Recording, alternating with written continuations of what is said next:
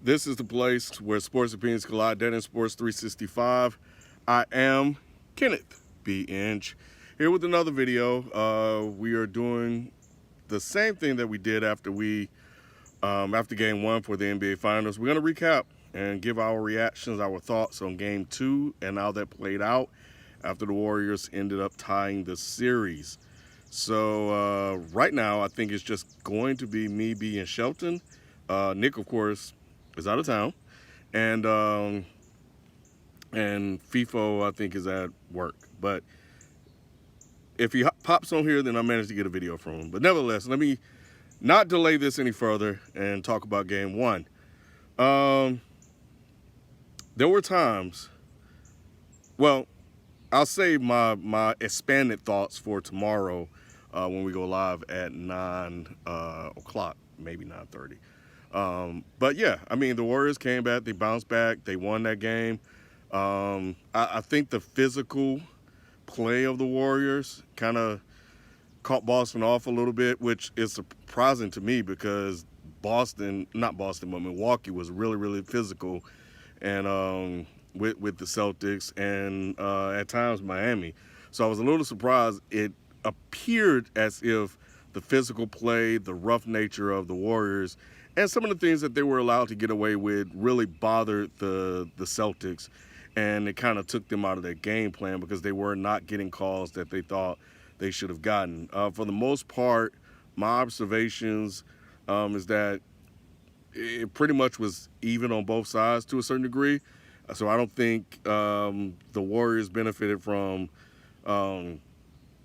less calls, but I think that they were able to endure the physical nature of the Celtics' physical play, and Boston, for whatever reason, could not. And look, in all honesty, you can look at the numbers. You watch that game, turnovers. And Marcus Smart, I don't know what the hell he was out there doing. I don't know if he just thought this was going to be easy work, and he was throwing passes and doing all kind of stuff. It didn't make any sense what he was doing out there. Jaylen Brown, of course, started out hot and cooled off quickly and fizzled out in the second half. He was nowhere to be found. And Tatum, I mean, the numbers look good, but he didn't have an impact on the game. And it's very frustrating to watch at times. But either way, good bounce back from the Warriors, man. And here we are. We're going to Boston with the chance for somebody to go up 2-1. And we'll see if the Celtics can indeed maintain their pace of not losing back-to-back games in the playoffs. That remains to be seen. But flat out, the Celtics got punked. They didn't have the mental fortitude needed to overcome it. And in addition to that, the turnovers. 20-some points, I believe, off turnovers. That'll kill you. And that's the game right there. Yeah, that's what I think. So we'll see what happens in Game 3. How y'all doing today? Just giving my quick Game 2 reactions of the NBA Finals. And yeah, it pretty much went what I expect. I kind of expected Golden State to bounce back. It was like, oh, if they go down 0-2 at home, is they gonna be in trouble? But yeah, I had a feeling that Golden State was gonna pull through, make the adjustments, and get this game. You see, they went up in the third quarter, going into the fourth, and they didn't let that lead go this time. But yeah, shout out to the defense adjustments. Al Horford. I think Al Horford and Marcus Smart both had 2 points. Tatum kind of only one that was like really the most consistent baller throughout the night. Jaylen Brown, he had a bad shooting night, shooting like 5 for 17, I think like 3 for 8, 3 for 9 from beyond the arc. I think he only had like 12 or 14 from White off the bench. He was like 2 for 4, 4 for 13 off the bench. But yeah, Golden State made adjustments, and they had 4 of their 5 starters hit the double figures, with the exception of Draymond Green. Which, speaking of Draymond Green, that dude was out there like a damn football player. Draymond Green was playing ball like if you took a dude that played football all his whole life and just put him on the basketball court. That's how Draymond Green was playing. I guess his intent was just to put bodies against anybody, set illegal screens, do whatever. It was whatever he did, it got Boston out their head. So, Golden State made the adjustments. Like I said, everything went the way I expected for it to go.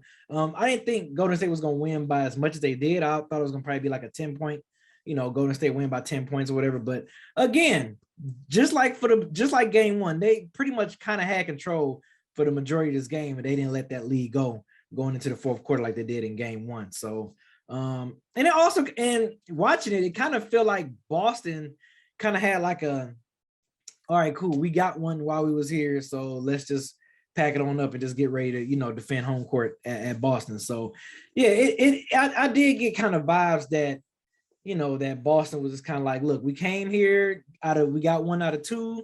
We took their home court, so let's try to protect ours and get this game 3 and 4, which is gonna be interesting. I want to see what adjustments that Boston is gonna make. You know what I'm saying? Because Golden State feel like what they made is gold, I'm pretty sure. So, this is why coaching is very important in the playoffs. Again, this is why coaching and matchups are the two most important things when it comes to NBA playoffs, because now, you got coaches playing chess matches. Okay, this worked for me in this game. Now I want to see what's going to work in this game. But, we'll see. Game 3 Wednesday. We'll see what's going to go down. But as always, thank you guys for watching. Thank you guys for subscribing. I will check out later with my game 3 reactions. Be sure tomorrow at 9:30, or I don't know when this is going to be recorded, when it's going to be uploaded, but make sure you check out Dead End Sports Tuesday nights, 9:30 p.m. on live here on the channel. Check out later. Peace. This is the place where sports opinions collide. Dead End 365. Here with you guys, Sheldon J. Hey, man, it's like I told you. I predicted that Golden State would win this game by 20. They won by 19, so you can kind of go off my predictions and take that bet. I knew Steph was going to show up. He's proven why he's going to be the MVP of the finals for the first time. Great game by him. Jaylen Brown had the best first quarter ever, and then he disappeared. Marcus Smart did nothing. Al Horford did nothing, just like I told you. Jason Tatum may come to play, but his guys were going to slack off. And even he had the worst. I think his plus-minus was like minus 36, the greatest in his career.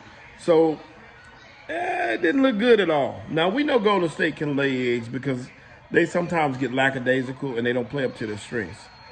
But I really think that they got the law of averages on their side. I think it's going to hurt Boston that Williams, his leg is still not where it needs to be. It's not 100%. He's limping around. He's making a valiant effort, but he's not going to make it through the playoffs. Through the finals. Klay Thompson was awful. He was atrocious. So was Wiggins. Wiggins, to me, was bad, too. I even felt like at one point they should have sat Klay down and just let him sit because he wasn't doing nothing but jacking it up and missing shots. But I guarantee you this, Klay is going to have a breakout game in Boston. He's going to do his thing. Steph's going to have a good game. Steph's going to have about 20 in one of these games, but Klay is going to have like 30. They're going to do it in one of these two games, and you'll see him go off. He's shooting to catch rhythm, and he'll get that rhythm before it's over with. But overall, great game for the Warriors. This is closer to what I thought it would be. I know they're going to lay eggs because they're just careless with the ball sometimes, but you see what's happening. Once again, like my prediction says, Golden State in 6. Watch my words. And they're going to win one of these two, at least, probably both of them, in Boston. And I'm out. Your boy Sheldon J.